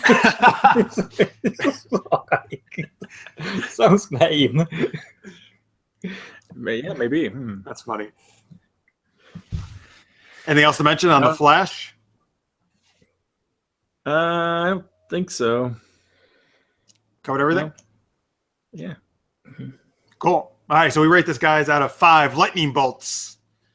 I'm going to give this, I really like this episode. It's probably one of my favorites of the season, I think. So I'm going to give it 4.5 lightning bolts. Ian? 4.5. All right, Marks? Yeah, I agree. I think a 4.5. Wow, damn, we are really in agreement with most of the stuff today. How about that? We need somebody to come in here and be like, this sucked. It was 2.5 or 1. It's terrible. Has anyone ever given anything a 1 on this show yet? No, I think a 2 or 2.5 has been the lowest, right, we've given? Yeah, No, wait. Did Julie give a 1 time or no? Or did she bump it up to a 2? I don't think she gave a 1. No? I think she gave a 2, maybe 2.5 or something.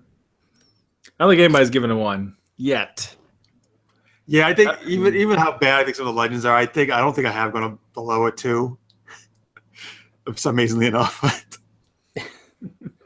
I'm surprised you haven't given out a half. Oh boy! Wow. Now, Legends season 1. There's a few episodes in there that maybe might have came close. Oh, I absolutely would have fucking give a bunch of season 1s. Yes. Half a Gideon. Need more Gideon, man. More Gideon, more cake bacon. Oh, geez. Yeah, they need to No more cake bacon. No, I don't understand. All right, that's what we're going to disagree about this show. I don't understand why you guys don't like the cake bacon. That was some funny stuff, man. Rip, okay, so we're gonna have Monel fix us a nice meal, and Rip will fix the cake for dessert. It'll be great. Yeah, exactly. This is a great idea. Yeah, that's like having your cake and eating it. All right. I guess I'll do it for tonight, right? So next week, folks. So here's the thing. Only Legends is new next week. It's actually their season finale. So, and the other shows are all taking a break until the end of April. The last week of April, they're all coming back, and then they're all going to do like their, I think, final 4 episodes leading up to the season finales near the end of May. So we will be back. We're going to do next week, and what we're going to do is obviously talk about Legends, but we're also, since the other shows aren't new, we're going to talk a little bit about the other shows still, maybe do some speculation, like what we think about Savitar, the stuff, what's going on, what we think are going to happen at the season as the seasons come to a close for all the different shows, Supergirl, Arrow, and Flash. We'll talk about that as well, and we'll do some news, of course. Then we'll be off for a few weeks until the end of April. When they come back, we'll come back, and then obviously, of course, do new shows until they wrap up their seasons at the end of May. All right, it's cool. So we hope to see you back next week. We'll give some links out here before we go. Ian, where can people find what you're up to? Well, they can find me at SciFiPost.net. I've also got a Sci-Fi Pulse fan page on Facebook. And for the podcast and the podcast version, these episodes, they can be found at SciFiPulseRadio.com. And we're on Stitcher as well, aren't we, Matt? Yep, on Stitcher also. Yeah, so we're on Awesome. Stitcher and iTunes and all that good stuff. So You can also find this Sci-Fi Pulse show. Radio. You can also find this show at Sci-Fi Pulse on the website as well. mm-hmm. All right. So in the chat, by the way, Victor had said, I think Gideon should be captain. I agree. She's probably by far the best character actually on that show, or at least on the good guys team. All right, Marks, where can people find you? People can find me over on my website, markspile.com, and you can find me over on Twitter at Mr. Marks. All right. Of course, you can find us at Super Geeked Up on Twitter. We always love hearing your tweets. Of course, we're on the Facebooks and the YouTubes and all that good stuff. Please give us a subscription if you haven't already on YouTube. And supergeekedup.com, though, that's the main site where you can find everything we do. So this show, all the past episodes, Super Geeked Up episodes, which Mark and Ian have been on as well. And my Super Knocked Up show, superhero series, scripted show. And we do gaming shows. Marks and I are part of a gaming show we do tomorrow night, actually. You're going to see us do Monday Night Mayhem. So we alternate between Dungeons and Dragons and a show called The Strange, or a game called The Strange. So we do that every other Monday night. alternate back and forth. So hopefully you can see some of you guys tomorrow night, 8 p.m. Eastern, as we do Dungeons & Dragons. And you can see that right here on the homepage of supergeekedup.com.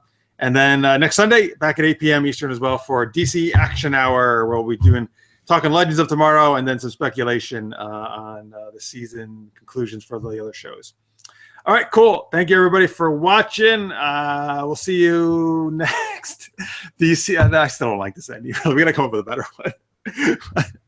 Bam, pow, goodbye. There you go. See you later, everybody.